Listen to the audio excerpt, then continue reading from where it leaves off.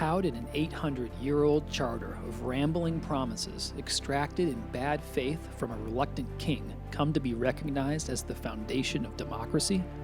While a few of the clauses concern themselves with high ideals, the vast majority discuss arcane 13th century legal principle. Even the parts frequently cited did not mean in 1215 what we view them as today. They are part of a document drawn up not to defend the poor and the powerless, but rather to protect wealthy barons and corner a king who had often acted without regard for the law. What's the real story of the Magna Carta? Stick around and find out on this episode of 10, or maybe 12-minute history.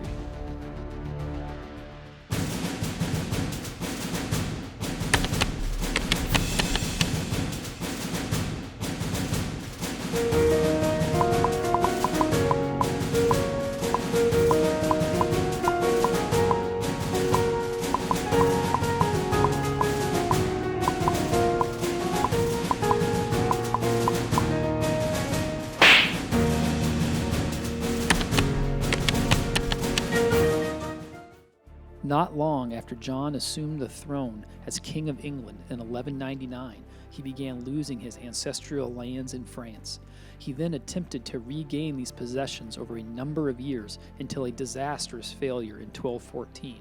To help pay for these campaigns, John had been raising taxes and assessing fees on the barons. The defeat in France exacerbated the fissure between John and the barons, and within a few months of his return, John discovered that a group of rebel barons were organizing a resistance. Throughout early 1215, John sent agents to represent him in discussions with the rebels. He also held a council to discuss possible reforms. The barons produced an initial document which would become known as the Unknown Charter of Liberties. This was based primarily on Henry I's Charter of Liberties from the previous century. Both sides hoped for support from the Pope, but John had a significant advantage. He had declared himself a papal vassal in 1213 and was confident he was in the Pope's good graces.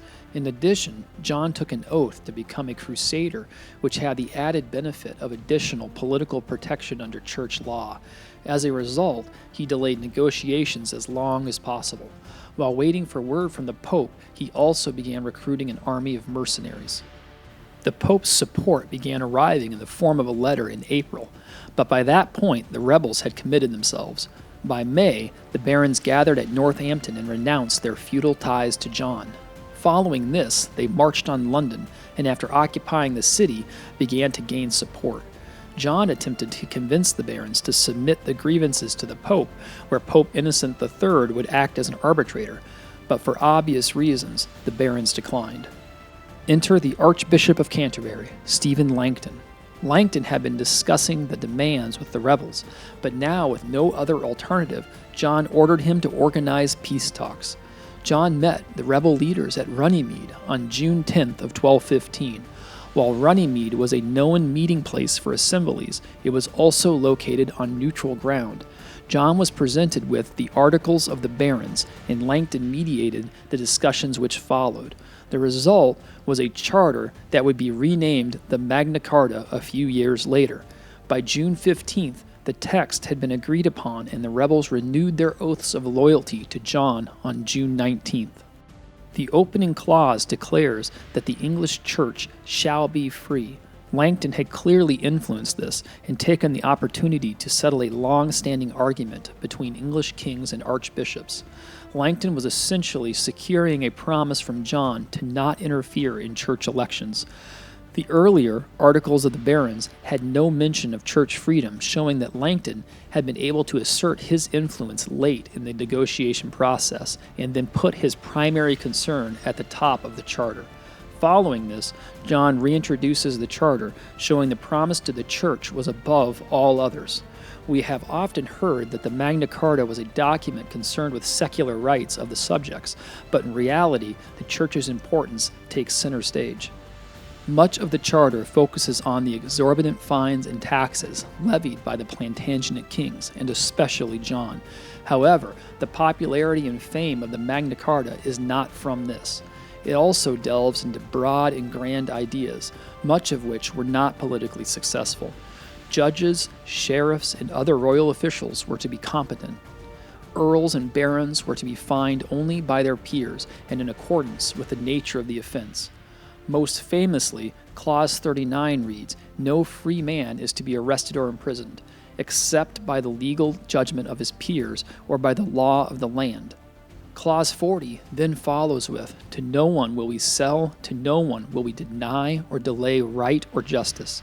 These clauses have been taken to represent the principle of trial by jury, the right of habeas corpus, and the basic idea that justice should always restrain the power of government. This brings us to the famous Clause 61, also known as the Security Clause. It was in this that the barons attempted to hold John to his word. It allowed a panel of 25 barons to take castles, lands, and possessions if the king failed to comply. In other words, it allowed for licensed civil war. And with this came the obvious problem. The barons had attempted for the first time in English history to create a system that allowed the subjects to override the king's authority when he abused his power. However, the Security Clause doomed what was supposed to be a peace treaty and ended up sanctioning a war. Underlying the specific grievances of the charter were two basic ideas. The first was that the barons viewed themselves as a community with collective rights rather than individually. The second was that although the king made the laws, he also had to abide by them. This was not a novel idea, and other kings had conceded this previously. However, the Magna Carta was different in that it set up a formally recognized model for what should happen if the king violated the agreement.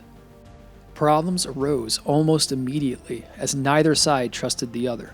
By July, John had appealed to the Pope for help, arguing that the charter compromised the Pope's rights as John's feudal lord. In addition, the barons refused to surrender London by August 15th as they had agreed to do. Following this, a letter from the Pope arrived, but had been written prior to the charter. In it, the Pope declared the barons excommunicated and Langton was to be suspended from office. Once the Pope had been made aware of the charter's formal agreement, he responded with a letter arriving in September. He claimed John had been forced to accept it and declared the charter null and void of all validity forever. In the Pope's view, the king was not to observe the charter and the barons were not to try and enforce it. By this point, violence had already broken out. Less than 3 months after the charter had been agreed to, it was discarded in failure. What followed was the First Barons' War, which would turn into a stalemate. John would fall ill and die on October 18th of 1216. In his place, a 9-year-old child would assume the throne. The Magna Carta's importance decreased following the 13th century, and by the 16th century it was seldom mentioned or thought of. Take, for example, Shakespeare's play King John, written in the mid-1590s. Throughout the play there is no mention of the Magna Carta. For almost a century the Magna Carta was ignored or even forgotten. Finally, the 17th century once again ushered in tension between the crown and subjects. The Magna Carta would obviously have a profound influence on constitutional development as well. No taxation without representation and no imprisonment without due process were at the heart of the Declaration of Independence. The Magna Carta had been printed in the colonies as early as 1687 and would inspire the delegates at the First Continental Congress. When the Declaration of Independence was ratified by Congress in 1776, it condemned King George III for, among other things, imposing taxes on us without our consent, for depriving us, in many cases, of the benefits of trial by jury, and for transporting large armies of foreign mercenaries to complete the works of death, desolation, and tyranny. All of these were near identical complaints made against King John in the Magna Carta. By concluding that a prince whose character, marked in every act which may define a tyrant, is unfit to be the ruler of a free people, the Declaration expressed with clarity what the Magna Carta had been stumbling toward with its unsatisfactory security clause. The Magna Carta can also be felt in the U.S. Constitution and Bill of Rights. For example, Article 3 of the Constitution states, "The trial of all crimes, except in cases of impeachment, shall be by jury." The Bill of Rights contains several more examples. The Fifth Amendment states that no person should be deprived of life, liberty, or property without the due process of the law, nor shall private property be taken for public use without just compensation. Compare this with Clause 39 of the Magna Carta. No free man is to be arrested or in any other way ruined, except by legal judgment of his peers. Then look at the second half of Clause 30. No sheriff or bailiff of ours or anyone else may take any free man's horses or carts for transporting things, except with the free man's agreement. The similarities are obvious. The Sixth Amendment as well. In all criminal prosecutions, the accused shall enjoy the right to a speedy and public trial by an impartial jury. This is essentially Clause 40 of the Magna Carta. To no one will we sell, to no one will we deny or delay right or justice. Incredibly, the less relevant the majority of its charters become, the greater the reverence attached to its name. Magna Carta has become synonymous with freedom and democracy, even though nothing in the charter mentions or was intended to promote anything that we would today consider democratic. In fact, democratic ideals would likely have been offensive to the wealthy barons behind the Magna Carta. It gave protection to the church and the city of London. It gave privileges to the aristocracy and limited the basic rights of women and Jews. This was not, in the modern sense, an egalitarian document. Viewing the Magna Carta as paving the way for democracy as we know it is flawed, given the clauses really have nothing to do with democracy or equality. Perhaps, instead, we should look at it through the eyes of Winston Churchill, who wrote that the Magna Carta was the foundation of principles and systems of government of which neither King John nor his nobles dreamed. Thanks for watching the video, and I hope you enjoyed it. Comment below if you have a topic you would like covered, and please don't forget to like and subscribe so you don't miss the next episode of 10 Minute History.